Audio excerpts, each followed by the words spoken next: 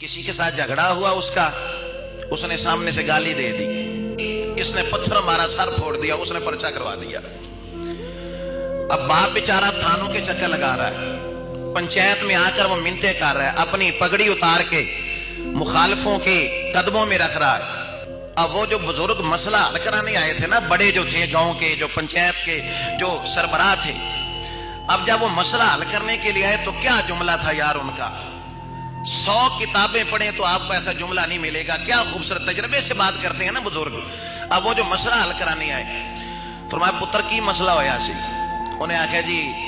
کوئی بات چیت ہوئی تو اس نے مجھے گالی دی اور مجھ سے برداشت نہیں ہوا، مجھے غصہ آیا، میں نے اس کا سر پھوڑ دیا، اس نے پھر پرچہ کروا دیا۔ اب چونکہ اتنی دیر میں ایس ایچ او بھی آ چکا تھا، ایس ایچ او جب آیا اور یہ معاملہ ہوا، اب پریشر اوپر سے بھی ہوتا ہے افیسران کو، ایس ایچ او نے آندیاں نالی گالیاں دی بچھاڑ کر دی تھی اس نوجوان کو۔ اب نوجوان بھیگی بلی بن کے کھڑا ہے، تو بزرگ کہنے لگے ہن تیرا غصہ کتنے گیا ہے؟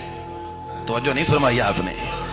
بھی، پہلے ایک گالی تجھے ملی اور اس کے جواب میں تو نے اس کا سر پھوڑ دیا، ایس ایچ او تجھے اتنی گالیاں نکال رہا ہے، ہن تیرا غصہ کتنے گیا ہے؟